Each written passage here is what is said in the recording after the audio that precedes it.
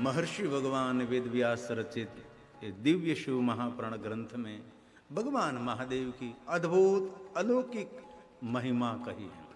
इसमें रसमय कथा तो है ही, लेकिन ज्यादातर तो रहस्यमय कथा है। ज्ञान और विज्ञान से भरा हुआ, ज्ञान भक्ति से वैराग्य से भरा हुआ ये ग्रंथ है। ये महादेव जी का जीवन चरित्र है। इनमें बहुत सारी दिव्य दिव्य कथा है। नित्य नित्य नूतन नूतन में आप सबको भगवान महादेव की कथा सुनाता रहता हूँ। 51 दिन तक लगातार भगवान शंकर जी की मैं आपको महिमा सुनाता रहूंगा। ब्रह्मा जी ने ब्रह्मलोक में कहा, नारद सुनो, आप तो जानते हैं, मैंने पहले भी बहुत बार कहा है कि जीव का स्थान ये भगवान शिव है और शिव जी का निराकार प्रतीक ये लिंग स्वरूप है।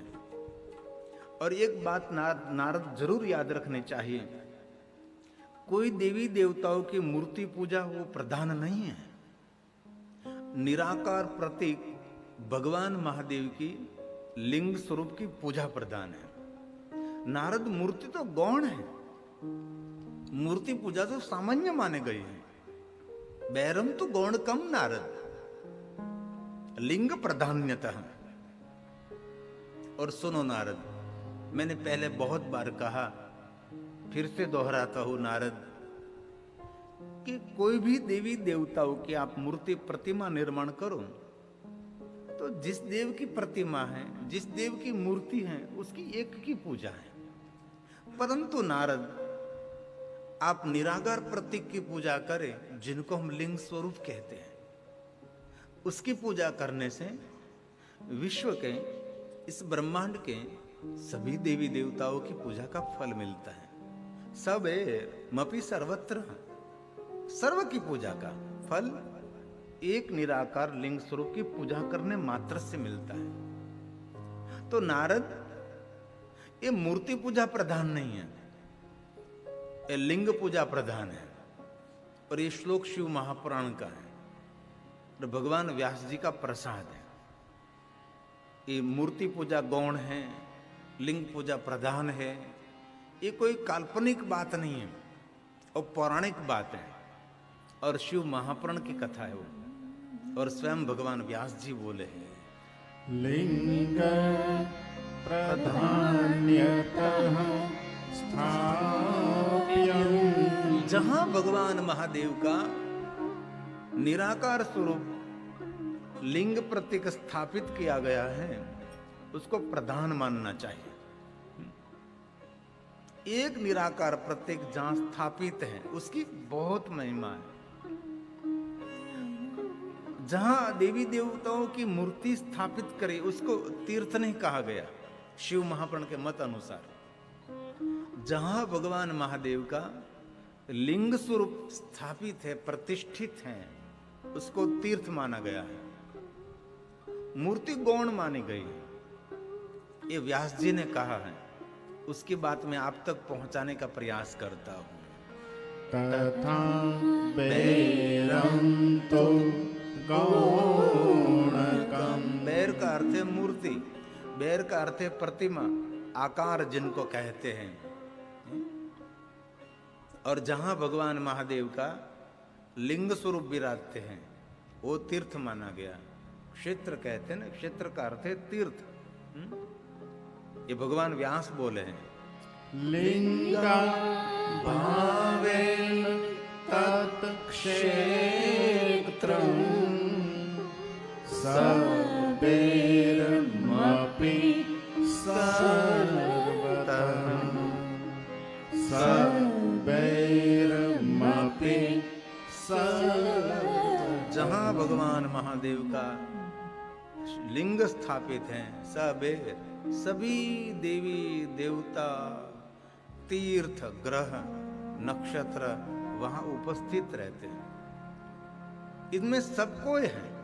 एक लिंग में पूरे भूमंडल के, विश्व के, अनंत कोटि ब्रह्मांड के देवता सभी इसमें आ जाते हैं। लिंग और पीठ ये आदि और प्राचीन पूजा है। बहुत प्राचीन, वेद काल से लेकर उससे पहले अतीत पंथाना, वहां तक कोई काल का वर्णन न कर सके। इसी इतनी प्राचीन ये मूल आदि पूजा लिंग और पीठ की पूजा है। आकाशम लिंग मित्याहु, ये जो शिवलिंग है ये आकाश का प्रतीक शिव महापुराण में कहा है। और कहीं लोग, अधूरे लोग लिंग का गलत अर्थ कर देते हैं, ये बहुत बुरी बात है। शिव महापुराण में स्पष्ट कहा है कि जो कोई मानव लिंग स्वरूप का अलग अर्थ करेगा वो पुण्य करते हुए भी वो नरक में जाएगा। नरक का अर्थ है दुख, व्याधि, उपाधि, चिंता, डिप्रेशन, टेंशन, ये सब नरक ही हैं। इसलिए कभी भी लिंग स्वरूप को अलग अर्थ में नहीं लेना चाहिए। लिंग स्वरूप ये आकाश का प्रतीक है और हम सब जानते हैं आकाश एक लिंग आकार है। उनके प्रतीक स्वरूप हम लिंग स्वरूप की पूजा करते हैं। और आकाश को धारण करने वाले मां पृथ्वी हैं, तो पृथ्वी हमारी माता है। ये सनातन की गरिमा है। हमने जड़ चेतन सबको भगवान का स्वरूप माना है। हमने ऐसा नहीं कहा हमारे भगवान ने हमारे सबके लिए उपभोग के लिए बनाया, ऐसा कभी हमारे शास्त्रों में नहीं कहा। कहीं लोग कहते नहीं कि तो हमारे उपभोग के लिए, ये जानवरों सब हमारे लिए खाने के लिए बनाया है। ये मूर्ख लोग, राक्षस लोग उसको कहते हैं। ऐसे हमारे पुराणों में ऐसा नहीं कहा। सबको हमने ईश्वर का स्वरूप माना है। हमने कुंजर से लेकर चिट्ठी तक हमने रक्षा करने का पाठ पढ़ाया है। ये सनातन की परंपरा है, ऋषि मुनियों की परंपरा है, अहिंसा परमो धर्म। चिट्ठी को भी नहीं मारना, वहां तक की बात की। और इसकी तो बात छोड़ो, कोई कारण नहीं है तो कोई वृक्ष का पान भी आप नहीं तोड़ सकते, वहां तक की गरिमा है। कोई वृक्ष का फल, फूल, पान लेना है तो पहले उसको विनंती करते हैं। ये ऋषि मुनियों की परंपरा है। जाड़ पहाड़ को विनंती और प्रार्थना करते, हम आपका उपयोग करना चाहते हैं, हमारे जीवन के लिए आप कृपा करके, ऐसी आज्ञा लेकर बाद में लेते थे। अरे मेरे ऋषि मुनियों की इतनी ऊंचाई भरी और विचारधारा थी, कहीं पहाड़ पे से कोई पत्थर लेता है तो ये पहाड़ को प्रणाम करता है। पहाड़ को प्रणाम करने के बाद बोलता है कि ये आपके पहाड़ में से मैं एक पत्थर आपसे अलग करता हूं। देखो तो करी कितनी जीवन चेतना। अगर पहाड़ भी अचेतन है, ये पत्थर भी जड़ है, उसके लिए तो क्या, लेकिन इसमें चेतना पूर्ति। अरे हमारा कर्मकांड करने वाला ब्राह्मण एक सोपारी में गणेश जी को स्थापित कर देते हैं। छोटी सी सोपारी में फुंगी फल, इसमें गणेश जी का दर्शन करा देते हैं। गणेश की प्रतिमा नहीं है, मूर्ति नहीं है, तो इसमें गणेश जी को देखने को लिए कहते हैं। ये सनातनी परंपरा है। ये पत्थर तो जड़ है, तो भी पहाड़ से कोई पत्थर लेगा तो कहेगा कि पहाड़ आपसे मैं एक छोटा सा पत्थर आपसे अलग कर रहा हूं, मैं क्षमा चाहता हूं। ये ऋषि मुनियों की विचारधारा है। ये दया से भरा हुआ, अहिंसा से भरा हुआ इस सनातन, और अहिंसा दया से भरा हुआ इस सनातन धर्म, कई लोगों ने उसका दुरुपयोग किया और इस सनातन ने बहुत बार मार खाई।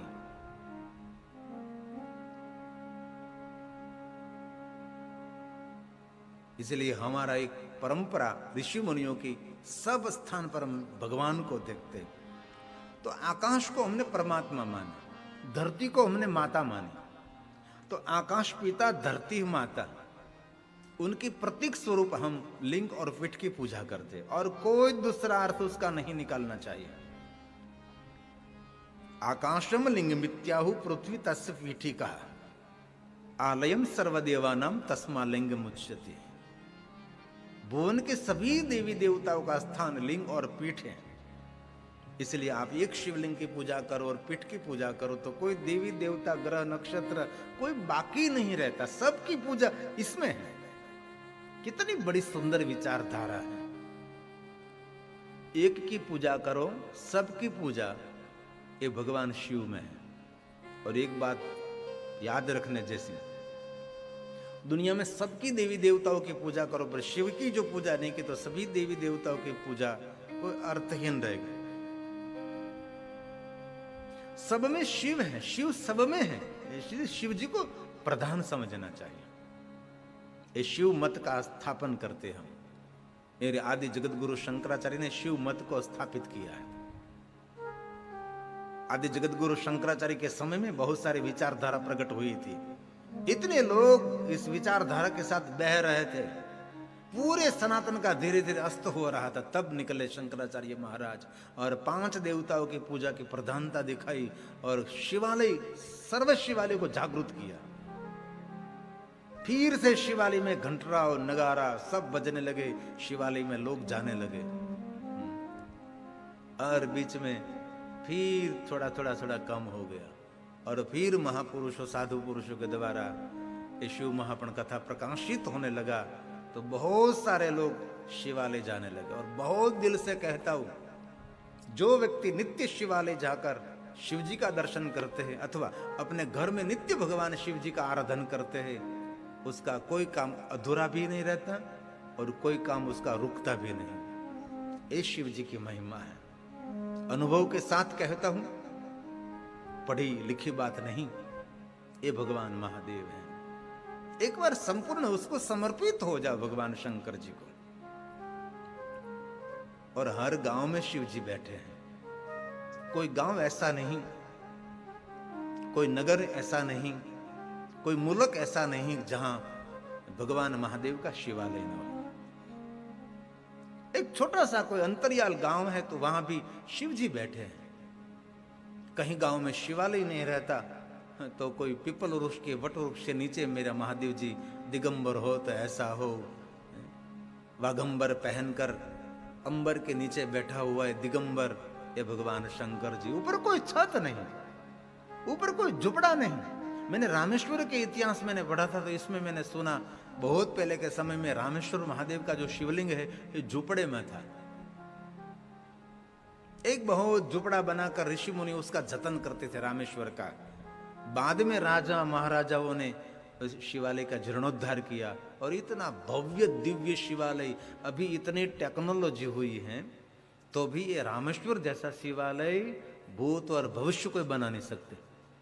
इतना दिव्य शिवालय रामेश्वर। और रामेश्वर का जो शिवालय उसके बराबरी करने वाले बहुत सारे शिवालय जो पंच तत्व के शिवालय, अग्निलिंग है, जललिंग है, आकाशलिंग है, पृथ्वीलिंग, वायुलिंग है।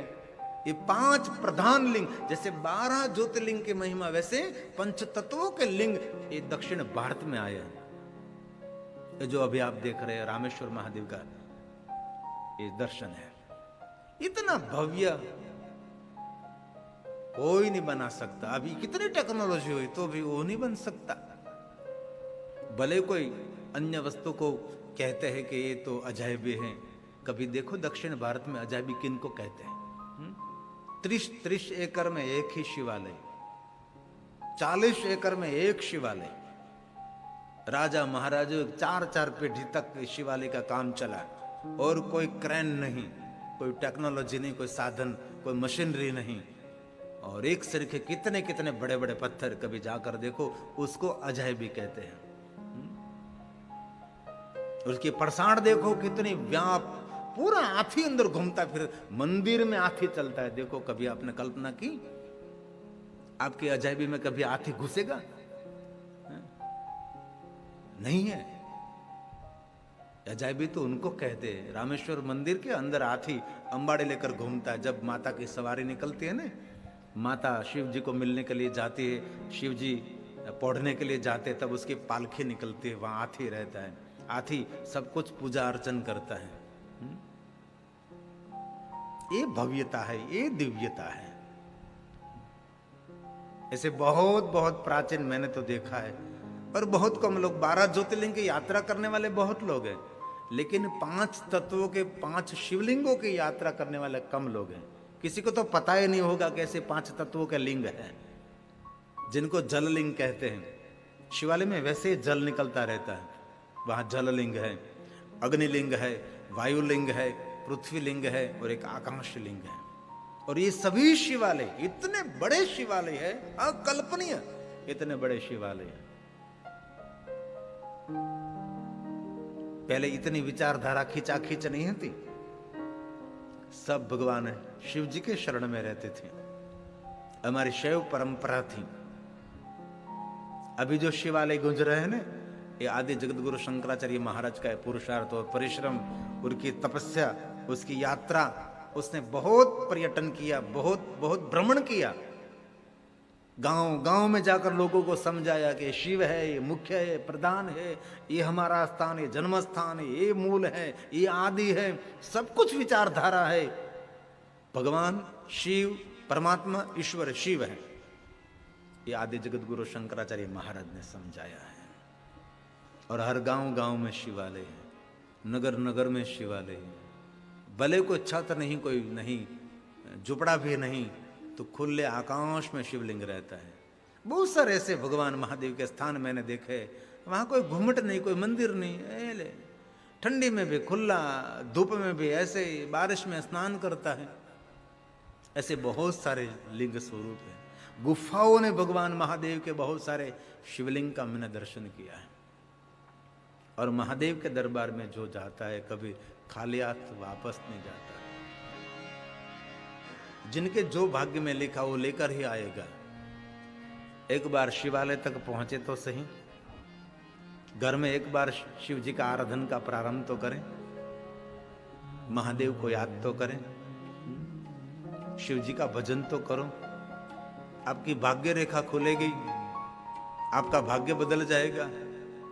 रुके हुए काम मेरे महादेव जी पूर्ण करेंगे, आशा के साथ, अपेक्षा के साथ, और निरपेक्ष, कोई आशा नहीं, बिन शर्त शरणागति। उनको तो श्रेष्ठ भगवान का भक्त कहते हैं। कभी अवसर मिले तो जरूर, विशेष करके शिव पूजा, शिव अर्चन, घर में भी विशेष करके दीप प्रज्वलित करके बैठे बैठे पंचाक्षर मंत्र का जाप करो। लगता है कि जीवन धन्य हो रहा है। बाकी तो सारी दुनिया बुद्धू बक्सा खोलकर बैठ जाते हैं, रिमोट हाथ में लेकर ऊपर नीचे होते रहते हैं, और ऊपर नीचे होते होते ऊपर चले जाते हैं, कुछ हाथ में नहीं रहता है। टेलीविजन देखते देखते टेलीविजन शुरू रहता है और खुद बंद हो जाता है। ये कोई जीवन नहीं है। जीवन कोई विशेष एक उपाय है। में जिनको शिव दरबार कहा गया है, भगवान महादेव के दरबार में जो कोई जावे वो कभी खाली हाथ वापस नहीं आता। मांगे वो देते हैं, उसको देव कहा गया है। और आपने कभी मांगा नहीं और शंकर जी ने दे दिया, इसलिए तो भगवान शंकर जी को सभी देव महादेव कहते हैं। तो हमारे शिव महापुराण आधार पर 12 ज्योतिर्लिंग की बहुत महिमा है। इसमें पहला ज्योतिर्लिंग गुजरात सौराष्ट्र की धरा पर, जिनको हम सोमनाथ महादेव नाम से निरंतर याद करते हैं। और दूसरा ज्योतिर्लिंग जो मल्लिकार्जुन महादेव है, कृष्णा नदी के तट पर है, सुंदर शैल पहाड़ है, वहां भगवान महादेव जी विराजते हैं।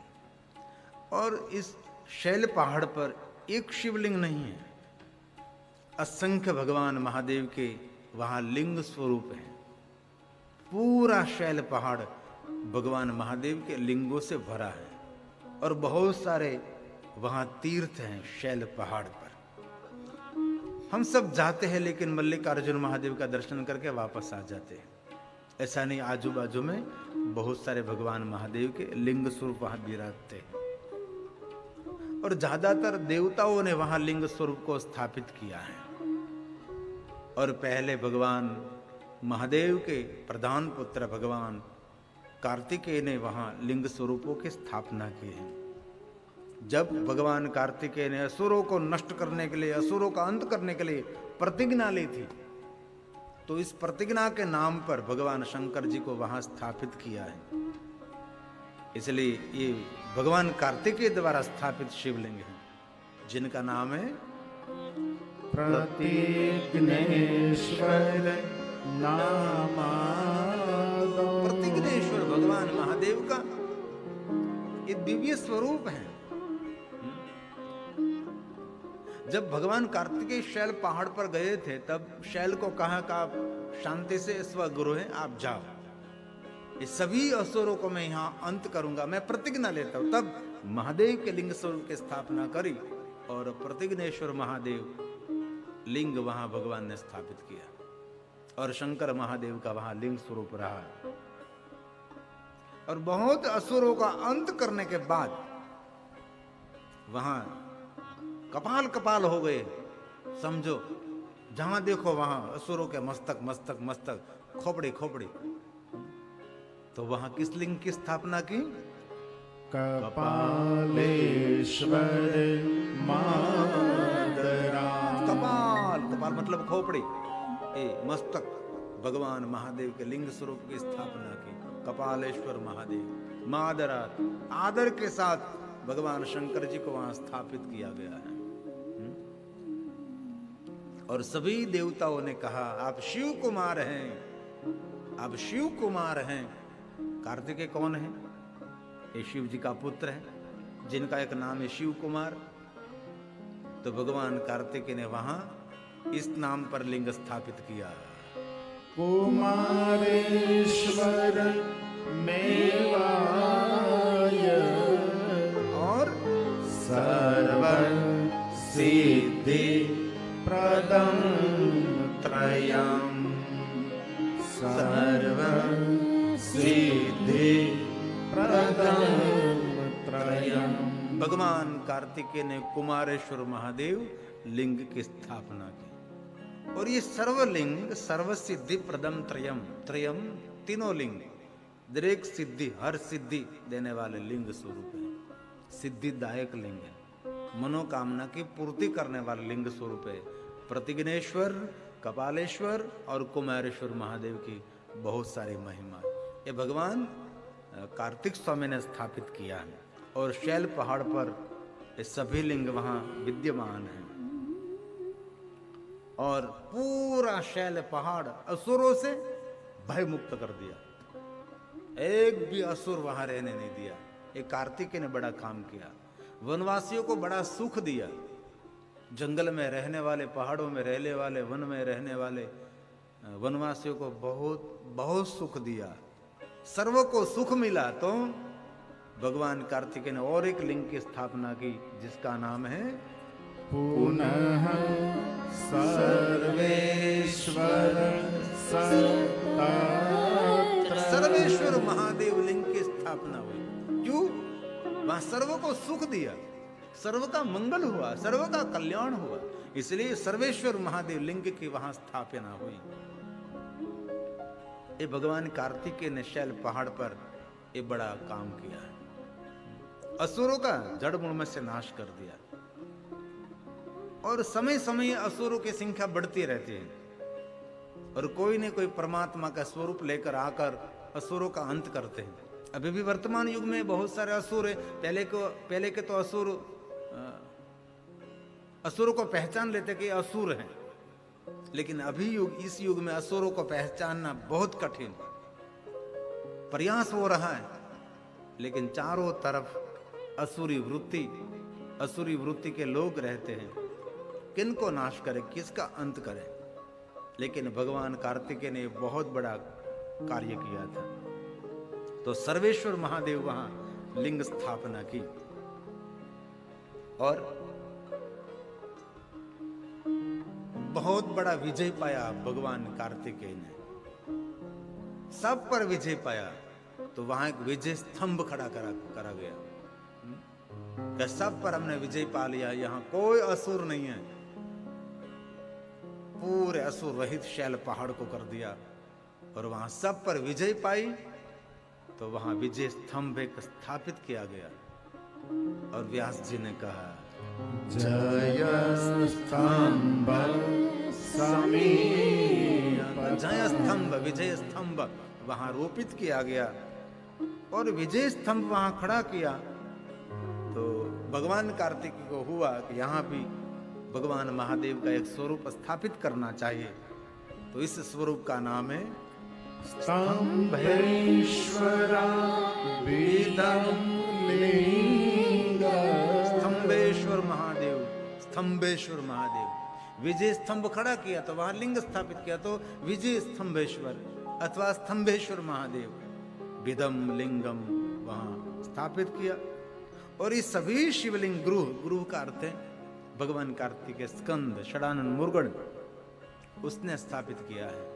गृह स्थापित ये लिंग स्वरूप है भगवान महादेव का बड़ा बेटा भगवान कार्तिकेय ने, जिनका नाम गृह नाम है। गृह स्थापितवान् मृदा। ऐसे बहुत सारे भगवान महादेव के लिंग स्वरूप की अलग अलग महिमा हमारे पुराणों में कही गई हैं। ये तो अल्प महिमा है, अधिक तो बहुत कुछ है। पूरा जीवन निकल जाए तो भी इस महिमा का विस्तार नहीं हो सकता। और वहां ये सब कुछ देखकर वहां सब देव आवे, सभी देवता वहां पधारे और सभी देवताओं में विष्णु भी आए। और विष्णु ने भी अपने कर कमलों के द्वारा लिंग स्थापित किया। सभी देवताओं ने अपनी योग्यता के अनुसार बहुत सारे शिवलिंगों की स्थापना की। पहले विष्णु भगवान ने और साथ में सर्वेश्वरा सर्वदेव वहां लिंग स्थापित किया। देव देवस्य शूलिम वहां शंकर जी लिंग स्वरूप में प्रकट रहे। पहल भगवान कार्तिकेय ने की, बाद में ततः सर्वे सुरास्त्र। सुर मतलब देवता, सर्व देवताओं ने वहां लिंग स्थापित किया। और साथ में विष्णु प्रभुतयो भगवान विष्णु जी ने वहां सुंदर भगवान महादेव का लिंग स्वरूप स्थापित किया। असंख्य भगवान महादेव के लिंग विग्रह वहां शैल पहाड़ पर है। लिंग स्थापितवान् तस्ते देव देवस्य शूलिनः। शूलिनः भगवान शंकर जी का नाम है ना। शूलपाणे नमः, शूलपाणेश्वर महादेव मां नर्मदा के तट पर है ना, बहुत प्राचीन भगवान महादेव का स्थान। तो इस सर्वलिंग सर्व कामनाओं की पूर्ति के लिए ये भगवान महादेव का लिंग स्वरूप। सर्वेशां शिवलिंगा नाम महिमा अद्भुत, अद्भुत महिमा। सभी शिवलिंगों की अद्भुत महिमा है, कोई सामान्य महिमा नहीं रहती, अलौकिक अद्भुत रहस्यमय महिमा है। सभी शिवलिंग सर्व कामनाओं की पूर्ति करने वाले सब लिंग है। और सभी लिंगों की पूजा देवों ने की है। देव से पूजित ये सभी शिवलिंग स्वरूप हैं। इसलिए व्यास जी बोले सर्वेषां शिवलिंगानां महिमा अभूतदा अद्भुता। अभूतदा अद्भुता और सर्व कामना की पूर्ति। सर्व काम प्रदश्चापि मुक्तिदो भक्ति भक्ति और मुक्ति देने में समर्थ ये सभी भगवान महादेव के लिंग विग्रह लिंग स्वरूप हैं। अरे कोई भी शिवलिंग के आराधन करो, भगवान महादेव जी फल देते हैं। भगवान महादेव ने तो वहां तक कह दिया कि कोई भी मानव अपने कर कमलों के द्वारा लिंग स्थापित कर, बिना प्रतिष्ठा में वहां रहता हूं। देवताओं को तो प्रतिष्ठा प्राण प्रतिष्ठा बहुत कुछ उत्सव करना पड़ता है, बाद में देवता वहां रहते। मेरे महादेव ऐसा कुछ नहीं, कोई भी लिंग स्थापित कर दे, मेरा तो महादेव, मैं तेरा भक्त हो गया। भगवान महादेव का स्थापन बिन प्रतिष्ठा के बिना रहने वाले शंकर जी हैं। कोई भी मानव अपने कर कमलों के द्वारा लिंग स्थापित कर देता। अरे गोवाला भगवान महादेव के लिंग विग्रह का स्थापन करे और भगवान शंकर जी का दर्शन मिलता है। ऐसे शंकर सरल देव, भोला भला देव भगवान महादेव है। तो कभी अवसर मिले तो जरूर इस शैल पहाड़ पर भगवान मल्लिकार्जुन महादेव विराजते हैं। उनकी बहुत महिमा है। हमारा दूसरा ज्योतिर्लिंग मल्लिकार्जुन महादेव है। हमने वहां 2 बार शिव महापण कथा की। पहले हमने शिव महापण कथा की तो जगदीश भाई खाटूवाला के माध्यम से बहुत सारे शिव भक्तों को लेकर हम गए थे। जहां देखो वहां गुजराती टहलता था। ये मल्लिकार्जुन महादेव में हमने 9 दिन की शिव महापण कथा की। दूसरी बार भी इस साल गए थे हम मल्लिकार्जुन महादेव और भगवान शंकर जी की कथा की। तो कभी अवसर मिले तो जरूर मल्लिकार्जुन महादेव के पीछे भ्रमर अम्बा देवी है। वास्तव में भ्रमर अम्बा मल्लिका श्री शैलम ज्योतिर्लिंग, ऐसा पूरा नाम है। भ्रमर अम्बा वहाँ की कुल देवी है, वहाँ की शक्तिपीठ है भ्रमर अम्बा। बहुत सारे भ्रमर इसमें से निकले थे माता जी के द्वारा, तो वहाँ भ्रमर अम्बा नाम से माता जी बहुत प्रसिद्ध हुई, उनको शक्तिपीठ कहते हैं। जो मल्लिकार्जुन महादेव का शिवालय है ना, उसके पीछे के भाग में ये शक्तिपीठ हैं, और भ्रमरंबा देवी वहाँ बहुत युगों से विराजमान है। और भ्रमरंबा देवी की बहुत महिमा है, और अलग अलग बहुत सारी कथा भी है। एक अरुणासुर हुआ था, उसने ब्रह्मा जी का बहुत कठिन तप किया था। वहां शैल पहाड़ पर ब्रह्मा जी का आराधन किया अरुणासुर ने। तो ब्रह्मा जी के प्रकट होने के बाद उसने मांग लिया कि मैं अमरत्व को प्राप्त हूं, मेरी मृत्यु नहीं होनी चाहिए। ज्यादातर मैंने कथाओं में देखा है, कोई भी असुर साधना करे, उसके सामने कोई देवी अथवा देव प्रकट हो तो पहला वरदान वही मांगता है कि मेरी मृत्यु न हो, मैं अमरत्व को प्राप्त करूं। ज्यादातर मैंने कथाओं पढ़ी, इसमें लगभग असुरों ने ऐसा मांगा है। और इसमें भी उसने भी मांगा अरुणासुर ने कि मेरी मृत्यु न हो। ब्रह्मा जी ने कहा जिनका जन्म हो गया उनकी मृत्यु निश्चिंत रहती है, जिनका जन्म नहीं हुआ उसकी मृत्यु नहीं होती। तो जिनका जन्म हुआ तो उसकी तो मृत्यु निश्चिंत, मृत्यु को तो अंत आएगा, अभी आप मर रहे हैं धीरे धीरे। तो अरुणासुर ने कहा उसका कोई उपाय। ब्रह्मा जी ने कहा मैं तुझे अमरत्व को नहीं दे सकता, और कोई तो वरदान मांग सकता है। तब अरुणासुर ने कहा तो मुझे 2 पैर वाले और 4 पैर वाले कोई मार न सके, ऐसा वरदान मांगा। ब्रह्मा जी ने कहा कोई बात नहीं। मृत्यु का भय अरुणासुर के ऊपर से चला गया, भय मुक्त हो गया। तो बहुत सारा युद्ध करके देवताओं को परेशान करने लगा, साधु संत ऋषि मुनियों को परेशान करने लगा। तो सभी देवताओं ने मिलकर अरुणासुर के सामने युद्ध किया। इतना भयानक युद्ध हुआ, लेकिन अरुणासुर किसी से मरता नहीं था, क्योंकि वरदान था उसको। बाद में सभी देवताओं ने मिलकर शैल पहाड़ पर जो बहुत आदि शक्तिपीठ, इस माता जी का आराधन किया, शक्तिपीठ का आराधन किया, और माता प्रकट हुई। और माता ने कहा देवों आप निश्चिंत रहो, अभी मैं अरुणासुर का अंत करती हूं। तब देवताओं की प्रार्थना से इस शक्तिपीठ में से बहुत सारे भमरे प्रकट हुए, और पूरे असुरों का सैन्य को खत्म कर दिया, अरुणासुर का अंत कर दिया। तब सभी देवताओं ने स्तुति प्रार्थना करके कहा हे माता, तू जगत जननी है, जगत की जनेता है, तू ही हमारी माता है, आपने हमारी रक्षा की है, इसलिए आज से हम भ्रमर अम्बा नाम से हम आपको पुकारते रहेंगे। भ्रमर अम्बा, अम्बा सही, लेकिन भ्रमर पहले जोड़ दिया, भ्रमर अम्बा देवी श्री शैलम मल्लिकार्जुनम, ये पूरा नाम है उसका। तो भ्रमर अम्बा देवी विराजमान है ये शैल पहाड़ पर, भगवान महादेव के वहाँ ज्योतिर्लिंग स्थान पर माता विराजमान है। और बहुत सारी कथा अलग अलग मिलती है मल्लिकार्जुन महादेव की। वहाँ राजा की राजकुमारी जो चंद्रवती, वो भी भगवान शिव जी की परम भक्त थी। और एक बार वहाँ शैलम जा रही थी भगवान महादेव का दर्शन पूजन अर्चन के लिए, तो उसकी जो कपिला गाय थी एक जगह पर आप दूध को जर देती थी। तो राजकुमारी के मन में हुआ कि ये यहाँ ऐसा क्यों कर रही है।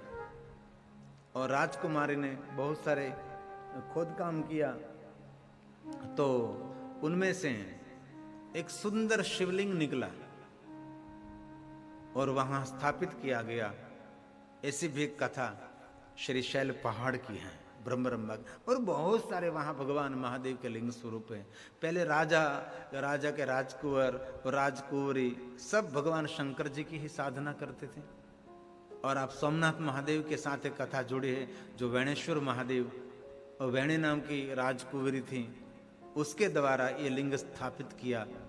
तो वेणेश्वर महादेव भगवान महादेव का लिंग स्वरूप प्रभास तीर्थ में है, वहां भी एक दिव्य कथा है। और एक बात और, ये भ्रमरंबा देवी छत्रपति शिवाजी के कुल देवी थे और बार बार छत्रपति शिवाजी वहां जाते रहते थे और माता का आराधन, माता का पूजन करते रहते थे। भ्रमरंबा देवी ये शिवाजी के कुल देवी थी, ये था, ऐसा इतिहास भी मिलता है। और बहुत मानते थे शिवाजी महाराज भ्रमरंबा देवी को। कभी भी आपको मल्लिकार्जुन महादेव में जाने का अवसर मिले तो अचूक भ्रमरंबा देवी का दर्शन पूजन की बहुत महिमा है। हम स्वयं वहां गए हैं, जब जब जाते तब वहां दर्शन करने के लिए जाते हैं। आप भी जरूर जाइए। ये कथा सुनने से इस यात्रा का फल मिलता है।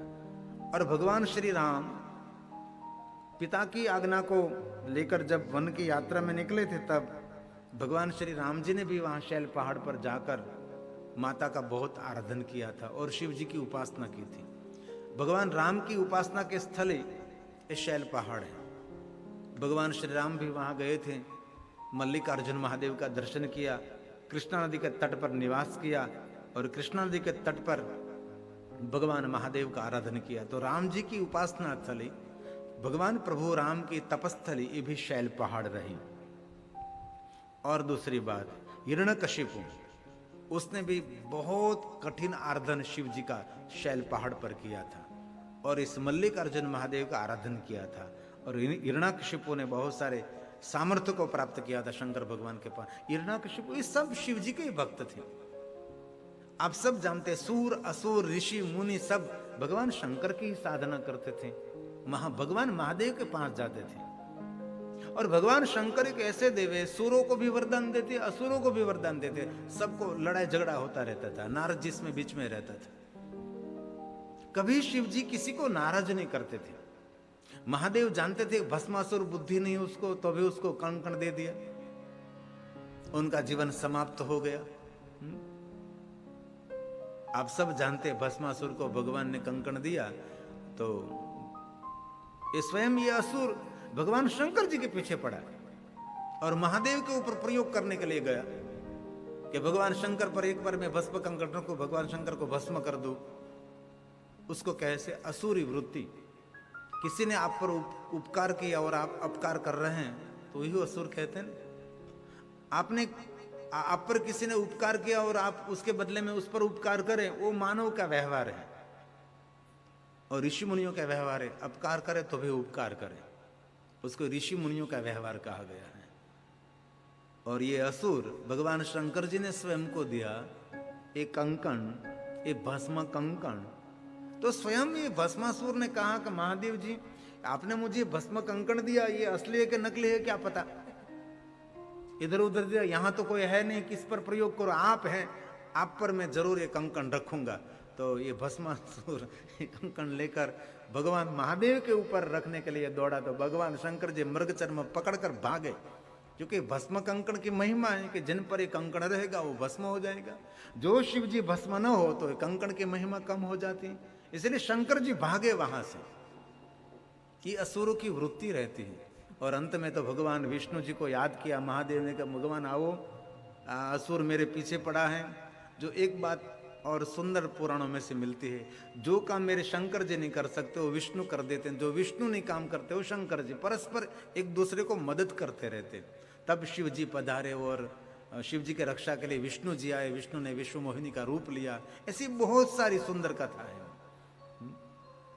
और एक पंक्ति भी है, भस्मासुर को बोले कंकण दिया है, उसने तेरा पीछा किया है।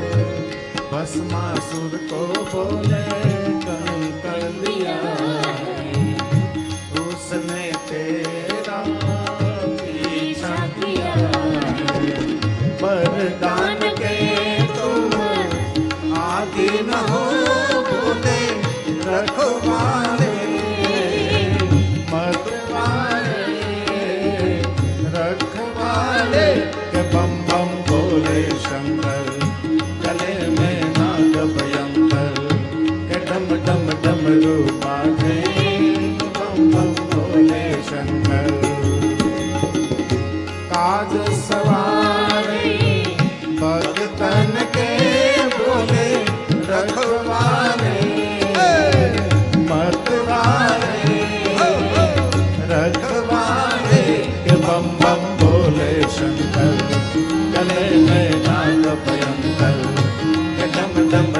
डमरू बाजे कि बम बम बोले शंकर।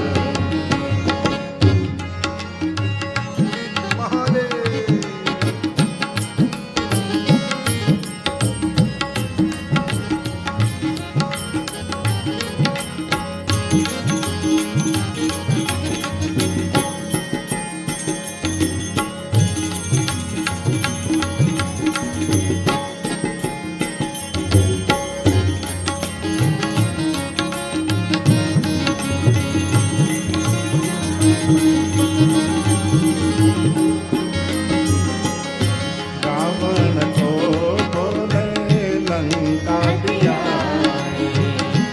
ऊपर से गंगा नीचे बहाए। रावण को बोले लंका दिया, ऊपर से गंगा नीचे बहाए। भगीरथ का पुल पार दिया, बोले रखवारे मतवारे रखवारे के बम बम बोले शंकर। गले में नाग भयंकर के डम डम डमरू बाजे के बम बम बोले शंकर।